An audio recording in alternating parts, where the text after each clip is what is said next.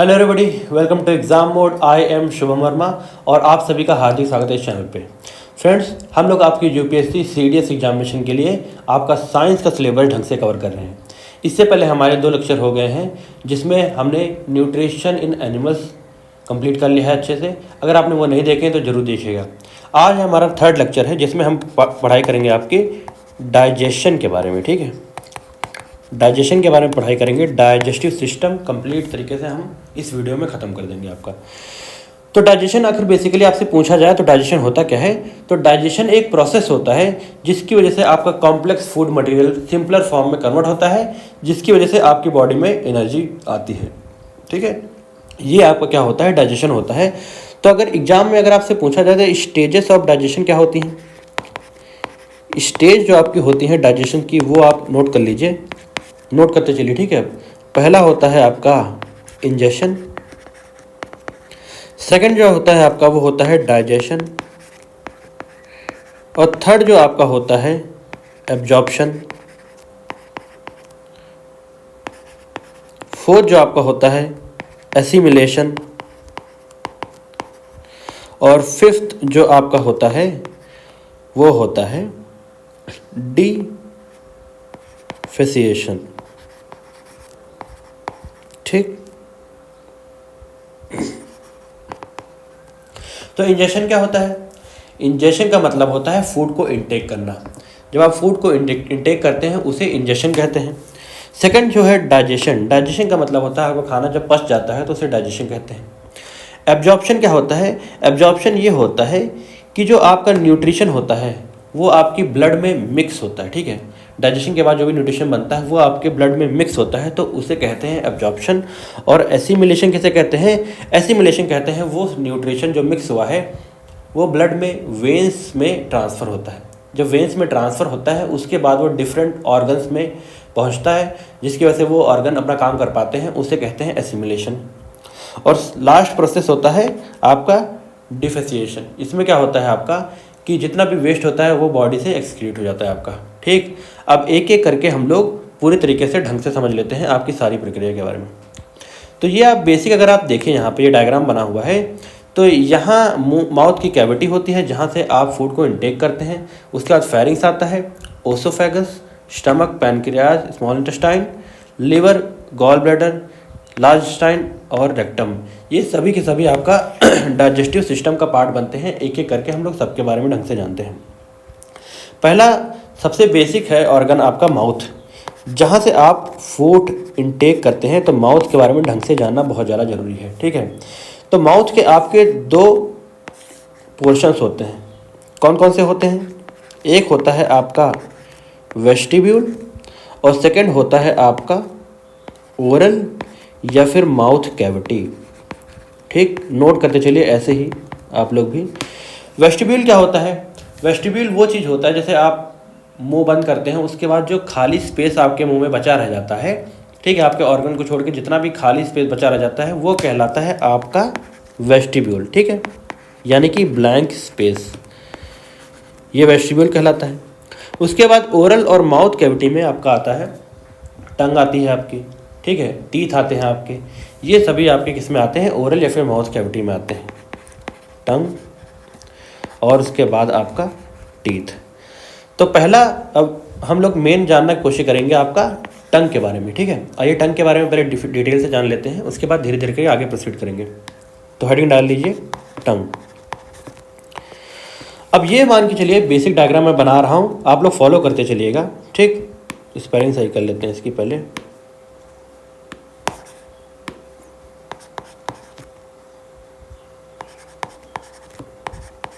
ठीक, टंग। तो एक बेसिक अगर हम लोग टंग बनाने की आपकी कोशिश करें तो ये कुछ इस प्रकार की आपकी होती है टंग। ठीक है, हम डायग्राम बना रहे हैं।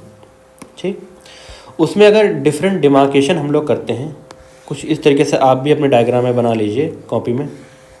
ठीक, ये आपका आगे वाला पार्ट है। ठीक, फ्रंट का टिप जहाँ पर होती है आपकी। ठीक है, और ये आपका बैक साइड है और ये दोनों साइड के साइड है। ठीक, तो यहाँ पर अगर हम फ्रंट की बात करें तो यहाँ से जो आपको टेस्ट जो आप फील कर पाते हैं वो है स्वीट। मीठा पार्ट आप यहाँ से टेस्ट कर पाते हैं, स्वीट पार्ट आगे से टंग के पार्ट से। और पीछे अगर हम जाते हैं, ठीक है, बैक साइड में, तो यहाँ से आप बिटर टेस्ट जो होता है वो आप यहाँ से आप टेस्ट कर पाते हैं। और साइड की ये दोनों पोर्शन जो बने हुए हैं, यहाँ से आप लोग सार यानी कि जो खट्टा आपकापन होता है वो आप यहाँ से टेस्ट कर पाते हैं। और सेंट्रल पोर्शन से अगर मैं आपको बताऊं तो यहाँ से आप लोग सॉल्टी जो आपका फूड होता है वो यहाँ से आप लोग क्या कर पाते हैं, मेजर कर पाते हैं या फिर टेस्ट कर पाते हैं। ठीक, ये आपका क्या हो गया, ये टंग का आपका डायग्राम हो गया। ठीक है, ऐसे ही पूछा जाता है आपसे, एग्जाम में क्वेश्चन पूछे जाते हैं कि बैक साइड से आप क्या स्वीट मेजर कर सकते हैं, तो ना जी, ये गलत है, क्योंकि बैक साइड से आप क्या कर सकते हैं, बिटर टेस्ट कर सकते हैं। और जो अगर आपसे एग्जाम में पूछा जाए वो कौन सी हड्डी होती है, वो कौन सी बोन होती है जिससे आपकी जो टंग होती है वो कनेक्टेड होती है, तो वो होती है आपकी यहाँ पर। ठीक है, उस बोन का नाम नोट कर लीजिए, उस बोन का नाम आपका होता है ह्योइड बोन। ठीक है, ह्योइड बोन उस नाम का होता है। तो ये था आपका बेसिकली एक टंग का एक रफ डायग्राम। अगर आप ऐसे बना लेंगे और ये मार्केशन कर लेंगे तो जो भी क्वेश्चन आएगा आप लोग उसको सही कर सकते हैं। ठीक है, अब हम लोग नेक्स्ट चलते हैं, नेक्स्ट स्लाइड की ओर। टंग हो गया। अब टंग का इम्पॉर्टेंट पार्ट होता है कि टंग में आपका सलाइवा या फिर लार बनता है। ठीक, तो हेडिंग डालिए सलाइवा। तो सलाइवा में क्या होता है, सलाइवा आपका 99% आपका वाटर होता है। ठीक है, 99% आपका वाटर होता है सलाइवा में। और सलाइवा में आपके क्या क्या होता है, सलाइवा में आपके होता है इलेक्ट्रोलाइट्स। ठीक है, इलेक्ट्रोलाइट्स होता है। उसके बाद इलेक्ट्रोलाइट्स किसके किसके होते हैं, इलेक्ट्रोलाइट्स होते हैं आपके सोडियम के और साथ ही साथ आपके पोटेशियम के। ठीक है, पोटेशियम और साथ ही साथ आपके सोडियम के इलेक्ट्रोलाइट्स होते हैं। आपके सलाइवा में 2 टाइप्स ऑफ एंजाइम्स पाए जाते हैं। ठीक है, एंजाइम्स कौन कौन से पाए जाते हैं, तो एंजाइम्स आपके 2 टाइप्स के सलाइवा में पाए जाते हैं। ये दोनों हैं आपके टाइलिन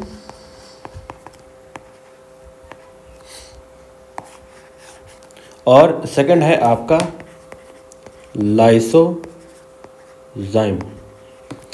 अब इन दोनों का काम क्या होता है, टाइलिन जो आपका होता है ये आपका सलाइवरी अमाइलेज बनाता है। क्या बनाता है आपका, ये आपका सलाइवरी अमाइलेज बनाता है। और जो लाइसोजाइम है इसे साइंस की भाषा में फर्स्ट लाइन ऑफ डिफेंस कहा जाता है। क्या कहा जाता है, फर्स्ट लाइन ऑफ डिफेंस कहा जाता है। क्यों कहा जाता है फर्स्ट लाइन ऑफ डिफेंस, क्योंकि जब आप फूड इंटेक करते हैं उसके बाद जो भी हार्मफुल पैथोजन उसमें इंक्लूडेड होते हैं आपके खाने में, वो यहीं पर मर जाते हैं। 90% आपके यहाँ मर जाते हैं, बाकी आगे चल के प्रोसेस में मरते हैं। तो इसीलिए इसे फर्स्ट लाइन ऑफ डिफेंस कहा जाता है, क्योंकि यहाँ पर हार्मफुल आपके जो पैथोजेंस होते हैं वो यहाँ पर मर जाते हैं। ठीक, तो ये लाइसोजाइम का काम था। और टाइलिन क्या बनाता है, सलाइवरी अमाइलेज आपका बनाता है, सलाइवरी अमाइलेज। ठीक, अब आगे चलते हैं। आपसे अगर पूछा जाए कि आपके जो सलाइवा है उसका पीएच कितना होता है, तो सलाइवा का आपका जो पीएच होता है वो 7.1 से लेके 7.5 तक का होता है। ठीक, और ये आपका कौन से में होता है, तो ये आपका होता है बेसिक मीडियम। ठीक है, बेसिक मीडियम का आपका सलाइवा होता है, ये आपको पता होना चाहिए। ठीक, और सलाइवा में क्या होता है, आपके 3 टाइप्स ऑफ सलाइवरी ग्लैंड पाए जाते हैं आपके माउथ में। कौन कौन से हैं उनका नाम नोट कर लीजिए, पूछा जाता है। 3 टाइप्स ऑफ ग्लैंड्स होते हैं सलाइवरी ग्लैंड, कौन कौन से, एक आपका होता है पैरेटिड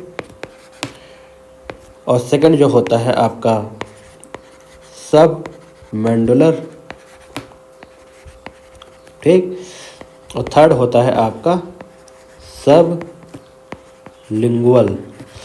अब इन दोनों का काम क्या होता है, तो इन तीनों ग्लैंड का काम होता है आपके जो माउथ में वाटर प्रोड्यूस करना, जिसकी वजह से आपका खाना मिक्स होता है और इलेक्ट्रोलाइट्स वगैरह उससे निकलते हैं।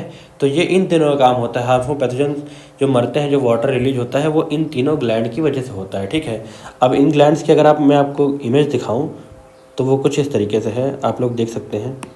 देखिए मैं डाउनलोड अगर कर रखा है, हाँ जी कर रखा है, ठीक। ये देखिए यहाँ पे, ठीक। यहाँ पर ये है सबलिंगुअल ग्लैंड आपका यहाँ पे है, और साथ ही साथ में सब मैंडुलर जो ग्लैंड है आपका वो यहाँ पर है, और पैरेटेड ग्लैंड आपका पीछे है, ठीक है।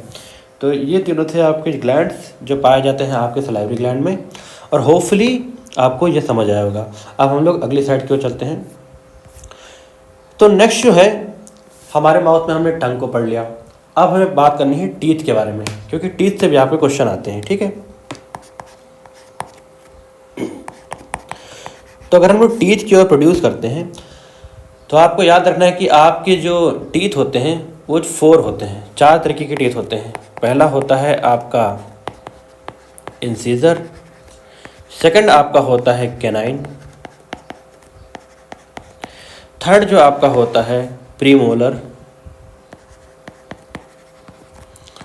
और फोर्थ जो आपका होता है मोलर, ठीक। अब मैं एक रफ डायग्राम बना रहा हूँ, ज़्यादा अच्छा तो नहीं मेरा डायग्राम है, लेकिन आप समझने की थोड़ा कोशिश कीजिएगा। ये आपका टीथ का स्ट्रक्चर होता है। डेंटल फॉर्मूला अगर आप लिख लीजिए, डेंटल फॉर्मूला आपका क्या होता है, 2 1 2 3। एडल्ट में इस तरीके से काम करता है, मतलब कि 2 आपके इंसीजर और 1 आपका कैनाइन, 2 आपके प्रीमोलर और 3 आपके मोलर। कैनाइन कौन से होते हैं, डायग्राम में देखिए, ये दोनों जो आपके फ्रंट के जो टीथ होते हैं ये दोनों आपके कैनाइन कहलाते हैं, ठीक। उसके बाद अगर हम लोग आगे चलते हैं, ये दोनों आपके इंसीजर कहलाते हैं, ठीक है। ये दोनों इंसीजर कहलाते हैं, और उसके बगल में जो एक टीथ आपका होता है ये कहलाता है आपका कैनाइन, ठीक। उसके बाद जो अगले 2 टीथ और बनेंगे आपके, 2 टीथ इस तरफ, ये होते हैं आपके कौन से होते हैं, ये होते हैं प्रीमोलर, और उसके बाद जो 3 टीथ आपके पीछे और होते हैं, 2 3, ठीक। ये तीनों कहलाते हैं आपके मोलर। मार्क कर लेते हैं, ऐसे डायग्राम आप भी बना सकते हैं। ये तीनों मोलर हैं, उसके बाद ये दोनों आपके कौन से हैं, प्री मोलर हैं, और ये जो है आपका कैनाइन है, और उसके बाद ये दोनों आपके कौन से हैं, इन सीजर, ठीक। अब देखिए इनकी काउंटिंग करते हैं हम लोग, 3 2 5 5 1 6 एंड 7 8। यहाँ पर तक 6 था, ठीक है। तो 6 इधर भी होंगे, 6 6 12 और 2 14, 14 नीचे हो गए और 14 ऊपर हो गए, 28।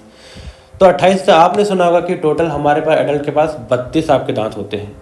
तो ये टोटल 28 होते हैं। उसके बाद जो विजडम टीथ होते हैं, जब एक पर्टिकुलर इंसान की एज आपकी 25 के आसपास हो जाती है, 25 ईयर्स एज जब उसकी हो जाती है, तब उसके पास विजडम टीथ आते हैं, ठीक है। ये विजडम टीथ आपके मोलर टीथ के फॉर्म में होते हैं, जो कि होते हैं 4, ठीक। 4 होते हैं आपके, 2 इस साइड नीचे मिला के 4 आपके हो गए। लेकिन क्या ये कंपलसरी है कि सभी इंसानों के अंदर विजडम टीथ आए ही आए? तो ये ज़रूरी नहीं है, कुछ में आते हैं कुछ में नहीं आते हैं। तो ये विजडम टीथ कंपलसरी आपके नहीं होते, ये आपको पता होना चाहिए। तो ये टीथ के बारे में हो गया। ये डेंटल फॉर्मूला जो एडल्ट का था, अगर आपसे पूछे बच्चों में डेंटल फॉर्मूला कौन सा होता है, छोटे बच्चों में, तो 2120 होता है, ठीक है। 2120 मतलब उनमें मोलर नहीं पाए जाते हैं, ठीक है। तो छोटे बच्चों में जो दांत होते हैं वो एवरेज आपका 7 से 8 साल में जो दांत होते हैं वो गिर जाते हैं। उसके बाद फ्रेश जो टीथ आते हैं वो एडल्ट में आप जीवन भर तक आपके साथ रहेंगे, ठीक। तो ये चीज़ आपको समझना जरूरी था। उसके बाद एक टीथ का आप देखिए डायग्राम होता है, ये टीथ का डायग्राम होता है, वो समझना आपके लिए ज़रूरी है। ये टीथ हो गया, ठीक। इसकी 2 लेयर्स होती हैं, ठीक। तो इसका जो सबसे आउटर लेयर जो होती है आपकी टीथ की, उसे कहते हैं आपके इनेमल। क्या कहते हैं आपके इनेमल। और इनेमल क्या होता है, आपकी हार्डेस्ट लेयर होती है, ठीक है। आपकी बॉडी में कोई भी पार्ट जो पाया जाता है, सबसे हार्डेस्ट पार्ट वो कहलाता है, वो आपका इनेमल कहलाता है, जो आपके टीथ का आउटर कवरिंग होता है। और ये किससे बना होता है, ये आपका बना होता है, एग्जाम में अगर पूछा जाए किससे बना होता है, तो ये आपका बना होता है कैल्शियम फॉस्फेट से। किससे बना होता है, कैल्शियम फॉस्फेट से, आउटर लेयर। उसके बाद जो इनर लेयर आपकी टीथ की होती है ये आपकी कहलाती है डेंटाइन, ठीक है, डेंटाइन कहलाती है। ये चीज़ आप नोट कर लीजिए। और यहाँ पर होती हैं आपकी दांतों की नसें, ठीक। और जो अगर आपसे पूछा जाए कि टीथ की जो स्टडी होती है उसको कहलाते हैं, उसको क्या कहते हैं, तो उसको कहते हैं, आपको क्या कहते हैं, डेंटोलॉजी, ठीक है। स्टडी को क्या कहते हैं, डेंटोलॉजी कहते हैं। तो ये बेसिक इन्फॉर्मेशन जो थी आपको वो टीथ के बारे में थी। दो चीज़ और जाननी है आपको। अपर जो आपका जॉ होता है और लोअर जॉ होते हैं। अपर जो आपका इमूवेबल होता है, ठीक है, अपर जो आपका जो होता है वो इमूवेबल होता है, और जो लोअर जॉ होता है आपका, वो आपका मूवेबल होता है सिर्फ, ठीक है। और अपर जॉ की जो हड्डी होती है, अपर जॉ की जो हड्डी होती है वो क्या कहलाती है, वो कहलाती है आपकी मैक्सिला, ठीक है। और जो आपकी लोअर जो होती है उसकी हड्डी आपको कहलाती है मांड, ठीक है। तो ये दोनों हड्डियाँ होती हैं, बोन्स होती हैं, ये आप नोट कर लीजिए, ठीक है। तो ये बेसिक इन्फॉर्मेशन हो गई आपकी टीथ के बारे में। अगर क्वेश्चन आता है तो इससे बाहर चांसेस है कि आपकी नहीं जाएगी, ठीक है। तो टीथ के बारे में हो गया। अब हम लोग आगे बात करेंगे एक एलिमेंट्री कलान के बारे में, ढंग से पढ़ेंगे, ठीक है। एलिमेंट्री कलान, सॉरी, जहाँ से आपका डाइजेशन इनटेक वगैरह करते हैं, उसके बाद डाइजेशन प्रक्रिया स्टार्ट होती है, ठीक है। वैसे तो माउथ में स्टार्ट हो जाती है, पर ये भी इसका सबसे इंपॉर्टेंट पार्ट है, थोड़ा ध्यान से देखिए, ठीक। हेडिंग आप लोग डाल लीजिए, एलिमेंट्री कैनाल, ठीक। एक रफ हम लोग डायग्राम बना लेते हैं, छोटे डायग्राम बना के लेते हैं, उससे मैं आपको अपलोड ही कर देता हूँ डायरेक्ट, वो ज़्यादा आपके लिए ठीक रहेगा, ठीक। अब माउथ का जो आपका ये होता है, यहाँ से आप फूड इंटेक करते हैं, उसके बाद आता है फेरिंग्स। फेरिंग्स के बाद ओसोफेगस है, जहाँ से फूड आपका जाता है कहाँ पर तक, स्टमक तक का, ठीक। इसके बगल में एक ग्लैंड होता है, वो कहलाता है आपका लीवर, ठीक है। स्टमक के बगल में एक ग्लैंड होता है, वो लीवर कहलाता है। ये है आपका स्टमक, ठीक है। और इसी के अंदर आपका होता है पैनक्रियाज। पैनक्रियाज को हिंदी में कहा जाता है अग्नाशय। तो ये पैनक्रियाज इसी के अंदर होता है।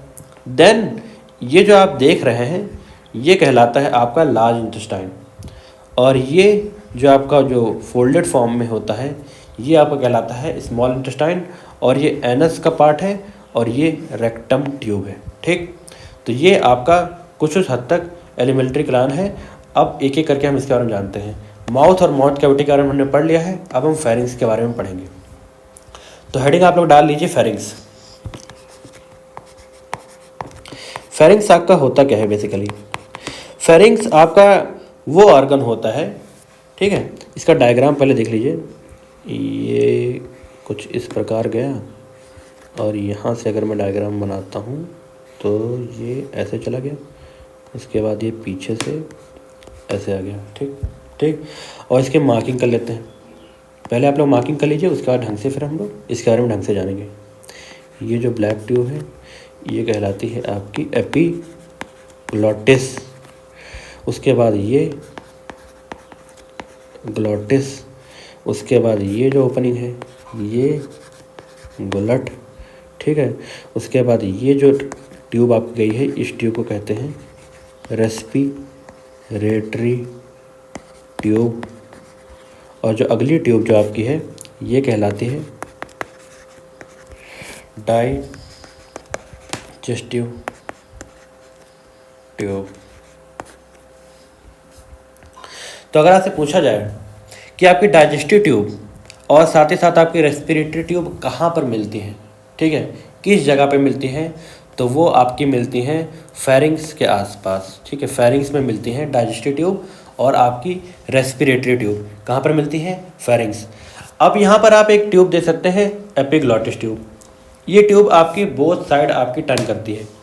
इसका मतलब ये वेल होती है कि अगर आप हवा ले रहे हैं, मान लीजिए सांस ले रहे हैं, तो उस समय ये क्या करेगी, ये आपकी डाइजेस्टिव ट्यूब को बंद कर देगी, यहाँ पे, यहाँ ये क्लोज हो जाएगी इस प्रकार से, ठीक।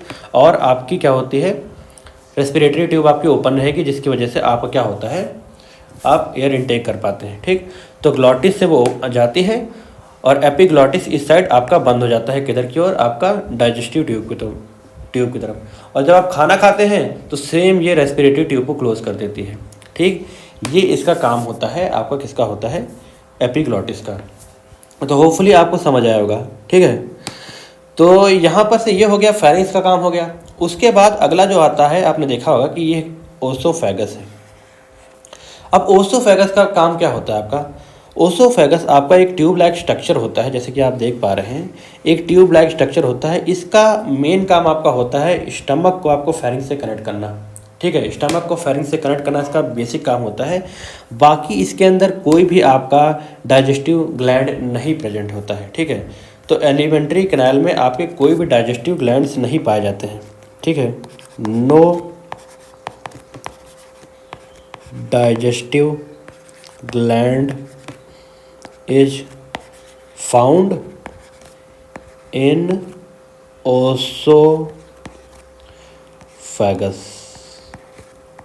ठीक है फ्रेंड्स, स्टार मार्क कर लीजिए, ये आपका इंपॉर्टेंट है, कभी भी फैक्ट के फॉर्म में आपके पूछे जा सकते हैं। ठीक है, और जो आपका उसके बाद हम लोग को जानना है, ठीक है, ये सिर्फ और सिर्फ काम करता है कि खाने को पहुंचाना है इसका स्टमक में।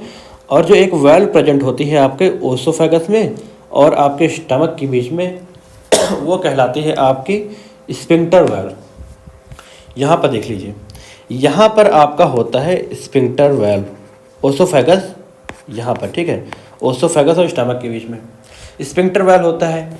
ये क्या होता है कि जब आप खाना आपका जाता है शरीर में तो ये ओपन हो जाता है और ये खाना आपका स्टमक में चला जाता है, उसके बाद ये क्लोज हो जाती है। लेकिन कई बार आपने देखा होगा, ठीक है, जब आपको उल्टी वगैरह होती है तो वो उसी कंडीशन में ये होता है कि ये उल्टे साइड आपकी खुलती है, अदरवाइज सिर्फ एक ही साइड ही खुलती है।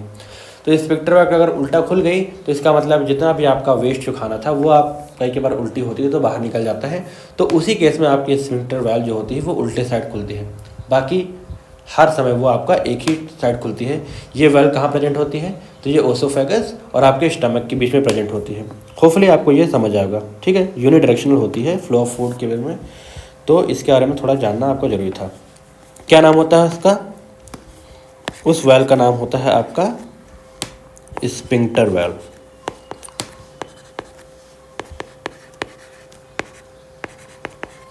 कहाँ प्रेजेंट होती है आपकी, तो स्फिंक्टर वेल्व आपकी प्रेजेंट होती है आपके स्टमक के बीच में और आपके ओसोफेगस के बीच में, सॉरी यहाँ पे ओसोफेगस के बीच में। ठीक है, तो ये चीज़ था। अब नेक्स्ट जो हमारा डाइजेस्टिव ऑर्गन है, ये हमको पढ़ना है स्टमक के बारे में। ठीक, स्टमक के बारे में पढ़ना है, तो आइए डिटेल से हम लोग पढ़ते हैं।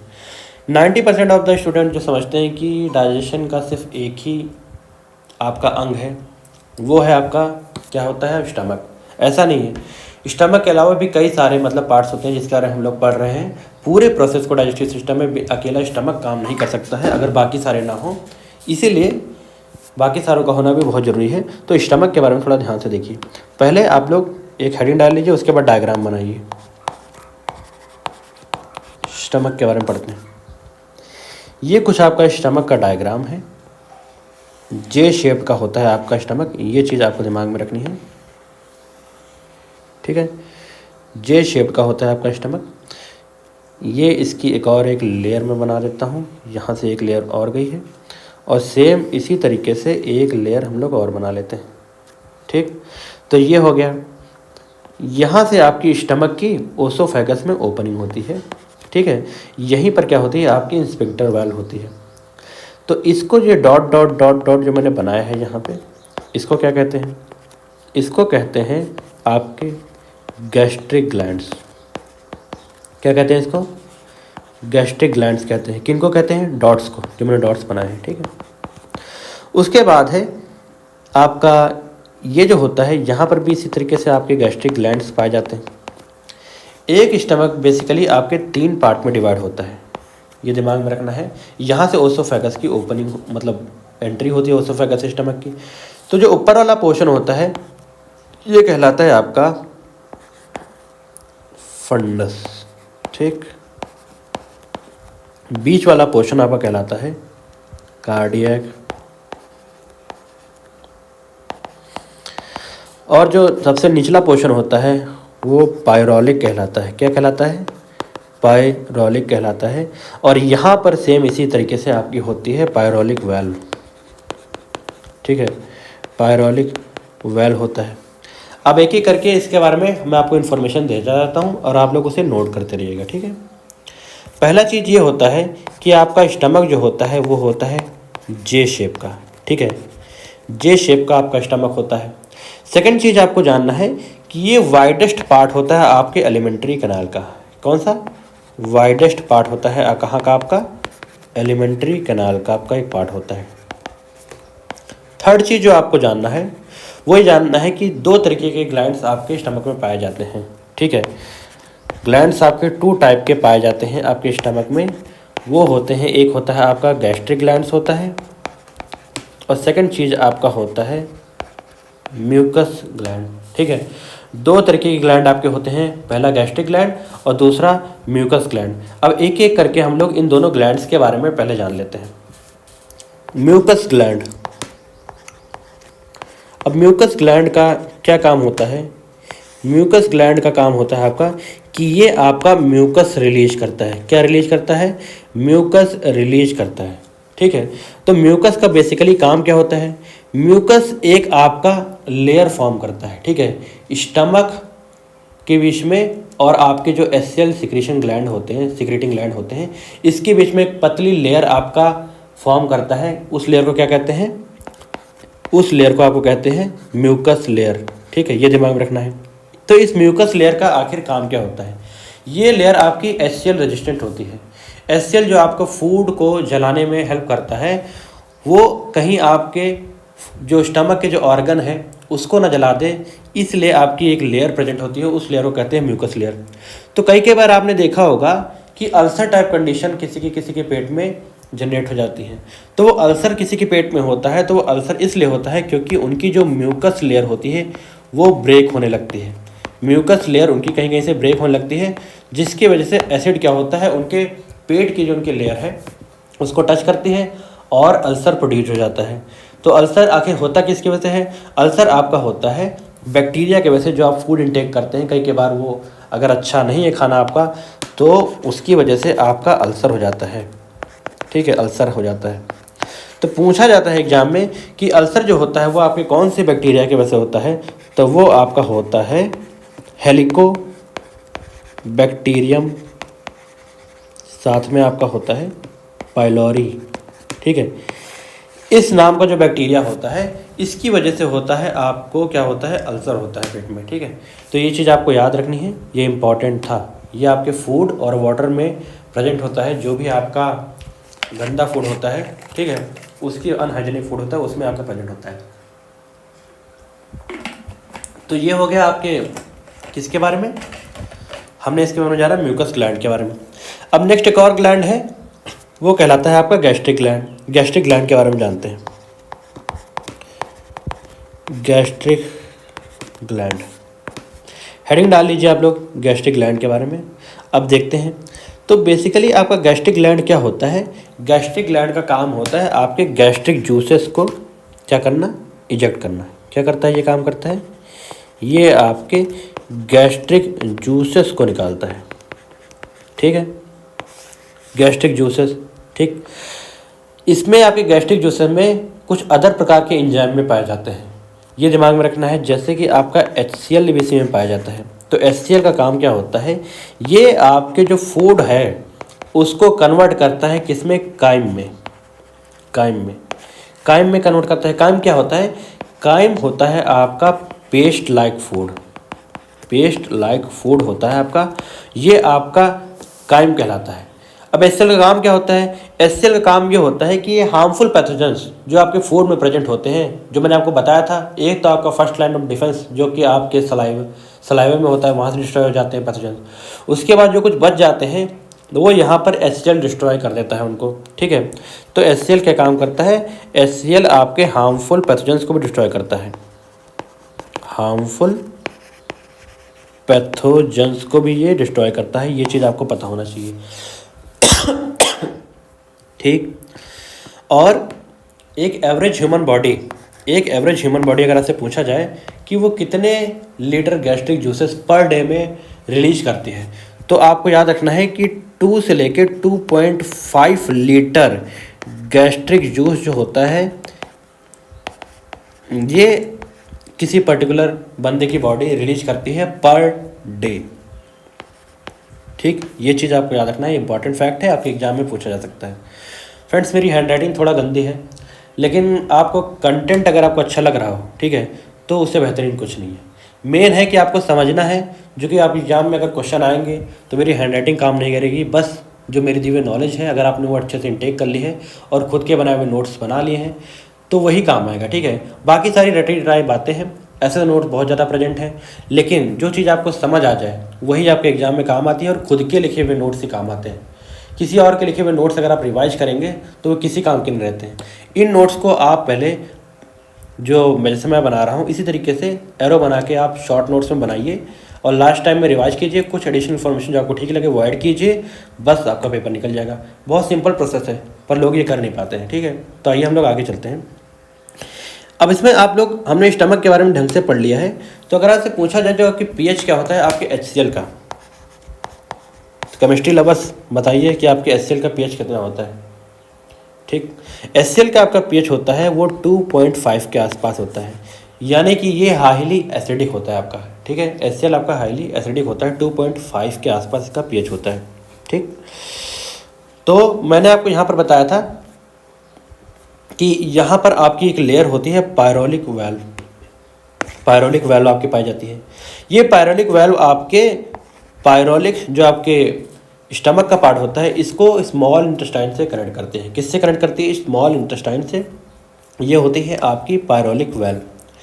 अब हम लोग ढंग से जान लेंगे किसके बारे में, आपके स्मॉल इंटेस्टाइन के बारे में। आइए देखते हैं। स्मॉल इंटेस्टाइन, स्मॉल इंटेस्टाइन के बारे में ढंग से जानेंगे। पहले तो आप लोग जानिए कि स्मॉल इंटेस्टाइन आपके 3 पार्ट में डिवाइड होता है। स्मॉल इंटेस्टाइन आपके 3 पार्ट में डिवाइड होता है। एक इसका अपर पार्ट होता है, दूसरा मिडिल पार्ट होता है, थर्ड जो आपका होता है वो लोअर पार्ट होता है। अपर पार्ट को कहलाता है आपका ड्यूडेनम। क्या कहलाता है? ड्यूडेनम कहलाता है। और जो मिडिल पार्ट है ये आपका जेजनम कहलाता है। लोअर जो आपका पार्ट है ये आपका इलियम कहलाता है। इलियम कहलाता है। Upper part duodenum, middle part jejunum और थर्ड पार्ट जो आपका लोअर पार्ट होता है वो इलियम होता है। यहाँ पर जो अपर पार्ट होता है ये आपके स्टमक से कनेक्ट होता है पायरोलिक वाल्व से। ठीक है, तो ये यहाँ पर होता है। उसके बाद बाकी कैरी ऑन करते हैं। अब ये याद रखना है कि स्मॉल इंटेस्टाइन की अप्रॉक्सीमेटली आपकी लेंथ कितनी होती है। दो इसका नाम स्मॉल इंटेस्टाइन है पर ये लार्ज इंटेस्टाइन से इसकी लेंथ ज़्यादा होती है। स्मॉल इंटेस्टाइन में आपका टोटल जितना होता है फूड का डाइजेशन कंप्लीट हो जाता है, इसके बाद कुछ भी नहीं बचता है। ठीक है, ये दिमाग में रखना है। स्मॉल इंटेस्टाइन में फूड का टोटल आपका डाइजेशन कंप्लीट हो जाता है और स्मॉल इंटेस्टाइन की लेंथ आपकी लार्ज इंटेस्टाइन से ज़्यादा होती है। उसकी लेंथ कितनी होती है? तो जो आपकी लेंथ होती है स्मॉल इंटेस्टाइन की ये होती है आपकी 20 फीट के आसपास। ठीक है, मतलब कि 6.09 मीटर के आसपास इसकी आपकी लेंथ होती है। ठीक, ये स्मॉल आखिर क्यों कहलाता है? स्मॉल इंटेस्टाइन को स्मॉल कहने का कुछ तो कारण होगा। इसका मेन रीज़न है कि स्मॉल इंटेस्टाइन को स्मॉल इसलिए कहा जाता है क्योंकि इसका जो आपका डायामीटर होता है वो आपका कम होता है। ठीक, डायामीटर इसका कम होने की वजह से इसको स्मॉल की कैटेगरी में रखा गया है। बाकी इसकी लेंथ जो होती है वो आपके लार्ज इंटेस्टाइन से ज़्यादा होती है। अब नेक्स्ट इसमें आपको ये याद रखना है कि आपका जो काइम जो बनता है, काइम मैंने आपको बताया था कि आपके पेट में जो फूड होता है वो पेस्ट लाइक स्ट्रक्चर में जब बन जाता है तो उसको काइम कहलाते हैं। तो जो फूड आपका जो काइम के फॉर्म में कन्वर्ट होता है ये आपका स्मॉल इंटेस्टाइन में पहुंचने में अप्रॉक्सीमेटली कितना टाइम लगता है? तो वो लगता है आपके 4 आवर्स।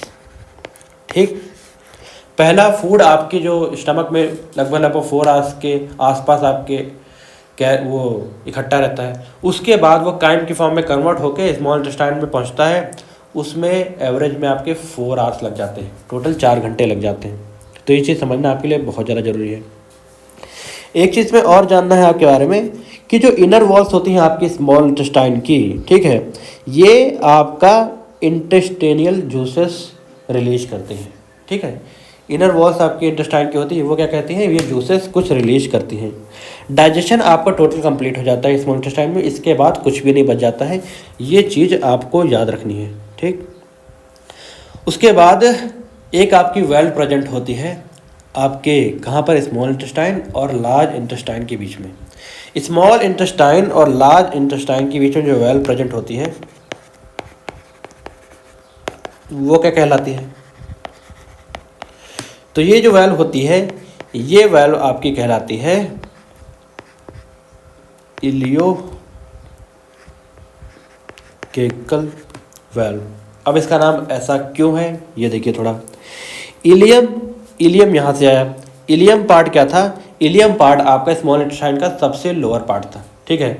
और जो आपका कोलम जो होता है ये आपका लार्ज इंटेस्टाइन का जो पार्ट होता है जो स्मॉल इंटेस्टाइन से कनेक्टेड होता है, इसलिए इसको कोलम कहते हैं।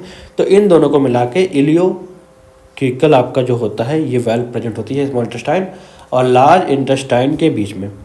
अब हम लोग लार्ज इंटेस्टाइन के बारे में जान लेते हैं। मतलब कि मैंने आपको बताया था कि जितने तरीके के आपका टोटल डाइजेशन होता है वो स्मॉल इंटेस्टाइन में कंप्लीट हो जाता है, उसके बाद बचता कुछ नहीं है। अब आगे लार्ज इंटेस्टाइन में क्या होता है वो देखिए, हेडिंग डालिए लार्ज इंटेस्टाइन।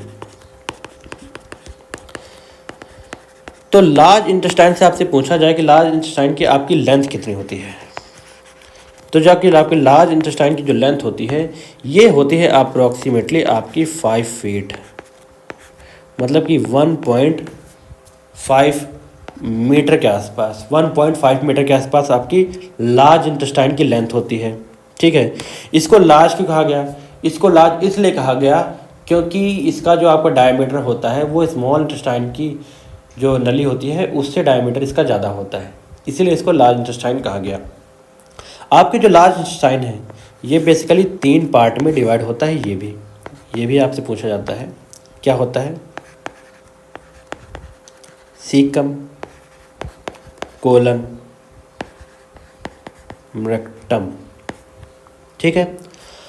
तो लार्ज इंटेस्टाइन में आपकी ये 3 पार्ट होते हैं और बेसिकली आपका लार्ज इंटेस्टाइन का रोल डाइजेशन में कुछ नहीं होता है, कोई स्पेसिफिक खास रोल नहीं होता है। बस इसमें ये होता है कि जो आपका जो जितना भी आपका जो स्मॉल इंटेस्टाइन के बाद जो भी बचता है पार्ट खाने का, ठीक है, वो आता है यहाँ पे और उसमें क्या होता है कि इसकी वेल्व क्या करती है, इसकी जो वो आउटर परत होती है ये उसमें से वाटर एब्जॉर्ब कर लेती है, वाटर रिटेन कर लेती है। बाकी जितना एक्सक्रीटा पार्ट होता है ये एनएस के जरिए रेक्टम के रास्ते हम लोग एक्सक्रीट कर देते हैं, ठीक है। ये इसका इतना बेसिक काम होता है, ठीक। ये चीज़ आपको दिमाग में रखना है। और यहाँ पर लिखा गया है कि जो आपका क्या होता है, सीकम जो होता है आपका सीकम क्या होता है, ये आपके इनवॉलंटरी फॉर्म में होता है, मतलब कि ये इनएक्टिव फॉर्म में रहता है। ये चीज़ आपको याद रखनी है, इनएक्टिव फॉर्म में रहता है। कोलन का बेसिक काम होता है, कोलन क्या करता है, आपके लार्ज इंटेस्टाइन को स्मॉल इंटेस्टाइन से कनेक्ट करता है, जैसे मैंने आपको बताया था।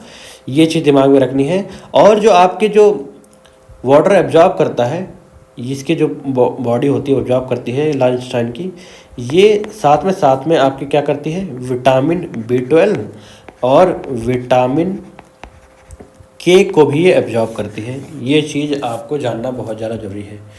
तो ये लार्ज इंटेस्टाइन का पार्ट था। उसके बाद जो भी बचता है वो रेक्टम में ट्रांसफर हो जाता है, रेक्टम के रास्ते वो एनएस से बाहर निकल जाता है, एक्सक्रीट हो जाता है, ठीक। ये चीज़ आपको याद रखनी थी। उसके बाद अब हम लोग बात कर लेते हैं आपके लीवर के बारे में। टोटल इतने पोर्शन हमने कंप्लीट कर लिए हैं, अब हम लोग बात करेंगे लीवर के बारे में, ठीक। लीवर क्या होता है आपका, लीवर एक तरीके से ग्लैंड होता है आपका। क्या होता है, लीवर ग्लैंड होता है। तो ये ग्लैंड जो होता है ये आपका लार्जेस्ट ग्लैंड होता है आपकी बॉडी में। कौन सा लार्जेस्ट ग्लैंड होता है आपकी बॉडी में, कौन सा होता है, वो लीवर कहलाता है। लीवर का वेट अगर पूछा जाए तो ये करीबन 1.5 kg के आसपास होता है। 1.5 kg के आसपास आपका लीवर होता है।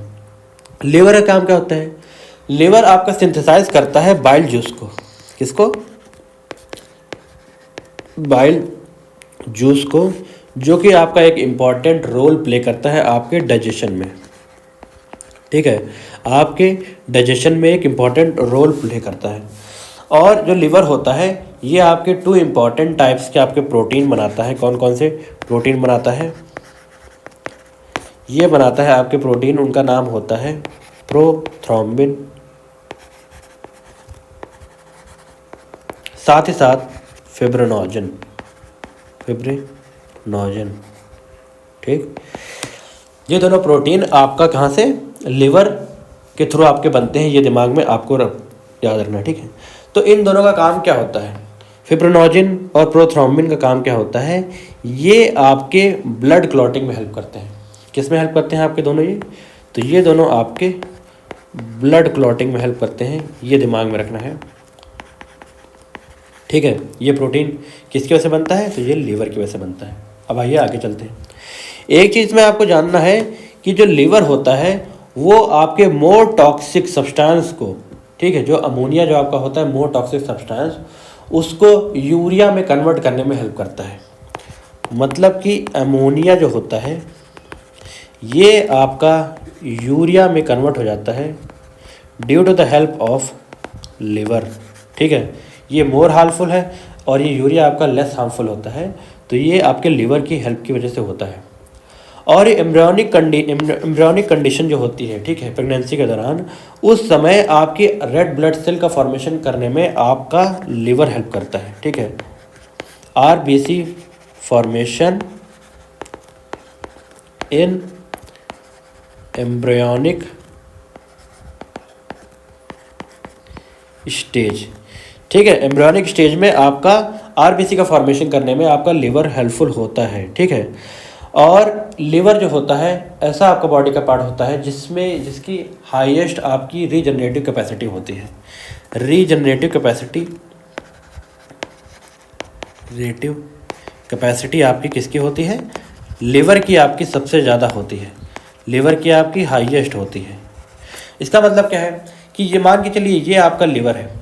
अगर लिवर का हम लोग 1/4 पार्ट डोनेट कर देते हैं किसी बंदे को, अगर उसमें लिवर ट्रांसप्लांट होता है तो क्या होता है, किसी बंदे से 1/4 लिवर से काटा जाता है और वो आपका क्या करा जाता है, किसी और में ट्रांसप्लांट किया जाता है। तो बहुत कम समय में आपका जो लिवर का जो बचा हुआ पार्ट जो कटा हुआ है ये फिर से रीजनरेट हो जाएगा। इसीलिए इसकी आपकी रीजनरेशन कैपेसिटी आपकी किसकी होती है? लिवर की बहुत ज़्यादा आपकी ज़्यादा होती है, हाईएस्ट होती है। तो ये लिवर के बारे में कुछ बेसिक चीज़ें थी। ठीक है, अब हम लोग क्या करते हैं, एक एक करके बाकी जो आपकी चीज़ें हैं वो कंप्लीट कर लेते हैं। अब नेक्स्ट इसमें हम क्या करेंगे? नेक्स्ट इसमें हम लोग करेंगे कि जो टोटल आपका जितना हमने पढ़ा है उसका एक कंपैरिजन टेबल जो मैंने कि बना रखा है अपने नोट्स में, उसका मैंने स्क्रीनशॉट लिया है, वो मैं आपको दिखाता हूँ। आप लोग वहाँ से टेबल ढंग से देखिए और एक कंपैरेटिव स्टडी हम लोग करेंगे जिसकी वजह से आपको एक क्विक रिवीजन भी हो जाएगा। ठीक, ये देखिए यहाँ पर आपके ये देखिए डाइजेस्टिव ऑर्गन्स आपके डिफरेंट गिवन हैं और उसमें से कौन कौन से जूसेस आपके रिलीज होते हैं, उसका नेचर क्या होता है, मतलब वो एसिडिक होता है कि बेसिक होता है, उसके बाद कौन कौन से एंजाइम वो रिलीज करता है और उसके फंक्शन क्या होते हैं, ये आप समझने की कोशिश करना। पहला आपका जो माउथ होता है, माउथ आपका कौन सा जूस रिलीज करता है, तो वो सलाइवा था, मैंने आपको बताया था। उस सलाइवा का नेचर याद करिए कौन सा था, मैंने आपको बताया था कि सलाइवा का नेचर आपका बेसिक था। ठीक, तो एंजाइम कौन से आपके सलाइवा से रिलीज होते थे, वो आपके टाइलिन रिलीज होता था, मैंने आपको बताया था, वो सलाइवरी अमाइलेज मतलब की है। उसका फंक्शन क्या होता है, फंक्शन आपका होता है सलाइवरी अमाइलेज का कि वो स्टार्च को कन्वर्ट करता है शुगर में। It converts starch into sugar, कौन सा शुगर, माल्टोज शुगर, ये याद रखना है। ठीक है, तो ये आपके माउथ का फंक्शन हो गया। इसी तरीके से स्टमक की बात करते हैं तो स्टमक आपके गैस्ट्रिक जूसेस रिलीज करता है और गैस्ट्रिक जूसेस बेसिकली आपके एसिडिक मीडियम के होते हैं जिसमें बेसिक आपका HCl है। तो एंजाइम्स इसमें कौन कौन से होते हैं, 3 तरीके के एंजाइम्स पाए जाते हैं, रेनिन, पेप्सिन और लाइपेज। रेनिन का काम क्या होता है कि रेनिन आपको इट कन्वर्ट्स कैसिनोजिन इनटू कैसिन, ये आपके कैसिनोजिन को कैसिन में आपके कन्वर्ट करने में हेल्प करता है, मतलब कि कॉम्प्लेक्स प्रोटीन को सिंपल प्रोटीन में कन्वर्ट करने में हेल्प करता है। कौन सा आपका, रेनिन अमाइलेज। तो पेप्सिन क्या काम करता है, पेप्सिन क्या करता है कि प्रोटीन को पेप्टॉन में कन्वर्ट करता है। प्रोटीन को पेप्टॉन में कन्वर्ट करने का काम किसका होता है, पेप्सिन का होता है। इसी तरीके से लाइपेज का काम क्या होता है कि ये फैट का हाइड्रोलाइज करता है, ठीक है। फैट का हाइड्रोलिसिस जो होता है ये करता है आपका लाइपेज, ठीक। तो ये तीनों तरीके के एंजाइम जो थे स्टमक से रिलेटेड वो हमने देखे। लीवर क्या करता है? लीवर को पता है आपका कि ये ग्लैंड होता है, लार्जेस्ट ग्लैंड, और ये बाइल जूस आपका सेक्रेट करता है। जब ये बाइल जूस सेक्रेट करता है उसका नेचर होता है आपका बेसिक। याद रखना है कि बाइल जूस का नेचर आपका बेसिक होता है और आपके इसमें कोई एंजाइम्स प्रेजेंट नहीं होते हैं। स्टार मार्क कर लीजिए, कोई एंजाइम्स आपके प्रेजेंट नहीं होते हैं। तो आपके जो क्या काम होता है, आपके लीवर से जो रिलीज होता है बाइल जूस का काम क्या होता है? उसका काम होता है इमल्सिफिकेशन ऑफ फैट, ठीक है। इमल्सिफिकेशन ऑफ फैट इसका काम होता है, ये नोट कर लीजिए। पैनक्रियाज इसके बारे में पढ़ते हैं तो पैनक्रियाज से हम लोग के पैनक्रियाटिक जूसेस आपके रिलीज होते हैं जो कि बेसिक मीडियम के होते हैं, एसिडिक नहीं, बेसिक मीडियम। अभी तक सिर्फ एक ही एसिडिक मिला है, वो है आपके स्टमक के पार्ट में, बाकी सारे आपके बेसिक मिले हैं। तो इसमें कौन कौन से आपके एंजाइम्स होते हैं? इसमें एंजाइम्स आपके होते हैं लाइपेज, अमाइलेज और ट्रिप्सिन, ठीक है। लाइपेज, अमाइलेज और ट्रिप्सिन। लाइपेज का काम क्या होता है कि ये फैट को आपके फैटी एसिड और ग्लिसरॉल में कन्वर्ट करता है। लाइपेज फैट को फैटी एसिड और ग्लिसरॉल में कन्वर्ट करता है। इसके बारे में हमने पिछले लेक्चर में भी अच्छे से पढ़ा था। फिर अमाइलेज का काम क्या होता है? अमाइलेज क्या करता है? स्टार्च को शुगर में कन्वर्ट करता है। किसको? स्टार्च को शुगर में कन्वर्ट करता है। कौन से शुगर में? माल्टोज शुगर में, याद रखना है। थर्ड नंबर पे आपके ट्रिप्सिन आता है। ये कन्वर्ट करता है आपके प्रोटीन को और पेप्टोन को पॉलीपेप्टाइड में। प्रोटीन और पेप्टोन को पॉलीपेप्टाइड में कन्वर्ट करता है। ये चीज़ आपको याद रखनी है। कौन सा? ट्रिप्सिन। यहाँ से क्वेश्चन आते हैं एंजाइम्स और उसके फंक्शन के बारे में, तो थोड़ा ध्यान से देखिए और इसे नोट करते चलिए। इसी फॉर्म में आप कर लीजिएगा, ठीक है। मैं टेलीग्राम में ये पूरी PDF डाल दूंगा, वहाँ डाउनलोड करके आप लोग खुद के नोट्स बाद में बना सकते हैं आसानी से। तो ये ज़रूर देखिएगा, ठीक है। टेलीग्राम का जो लिंक है वो मैं शेयर कर दूँगा आपको, किसमें? आपके डिस्क्रिप्शन बॉक्स में, ठीक है। अभी लास्ट में QR कोड भी डाल दूंगा, वहाँ से आप डाउनलोड कर सकते हैं उसको, ठीक है। टेलीग्राम लिंक, उसके बाद आप लोग फॉलो कर सकते हैं।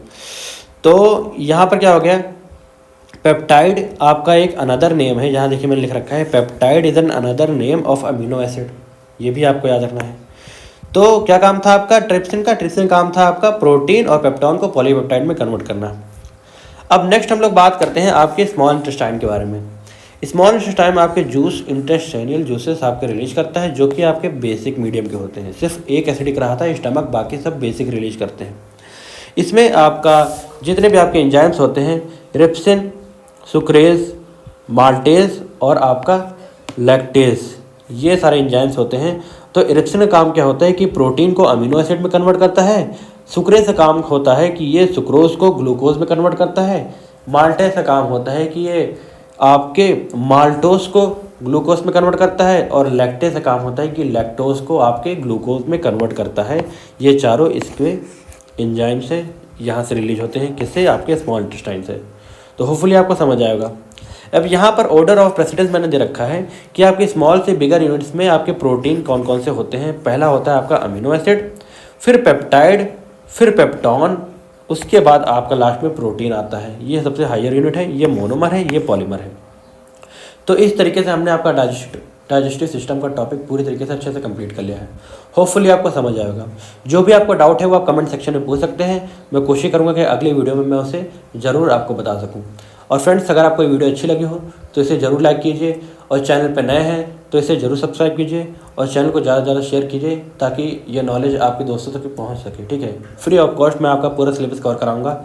मैं और मेरा भाई मिलकर हम दोनों लोग आपका सिलेबस कवर कराने वाले हैं। आपके CDS एग्जाम से पहले ढंग से करा लेंगे। इसी के साथ साथ हमारे चैनल पे डेली क्विज की एक सीरीज़ चल रही है। डेली क्विज की सीरीज़ चल रही है जिसका नाम है पंचतंत्र सीरीज। वहाँ पर डेली हम लोग क्या करते हैं, एक दिन एक छोड़ के 5 UPSC के क्वेश्चंस आपके डिस्कस करते हैं, जिसकी वजह से आपके 5 रैंडम टॉपिक्स UPSC के अच्छे से कवर हो जाते हैं। उसके बारे में फुल डिटेल से वहाँ मैं डिस्कशन करता हूँ। इसी तरीके से आपके काफ़ी क्वेश्चंस आपके साथ चलते चलेंगे, ठीक है। तो अगर आपको वीडियो अच्छी लगी हो तो ज़रूर इसे लाइक कीजिए, ठीक है। आइए मैं इसे टेलीग्राम का लिंक आपको शेयर कर देता हूँ, वहाँ से आप लोग ज्वाइन कर सकते हैं। ये है QR कोड, ठीक है। एग्ज़ाम मोड ऑफिशियल चैनल का नाम है, टेलीग्राम ग्रुप है, यहाँ पर आप लोग आज से जाकर ज्वाइन कर सकते हैं। यहाँ से आपको PDF मिलेगी। Thanks for watching. मिलते हैं नेक्स्ट वीडियो में फिर साइंस के किसी अच्छे से इसी सीरीज को कंटिन्यू करते हुए एक डिफरेंट टॉपिक के साथ। Thanks for watching. जय हिंद, जय भारत।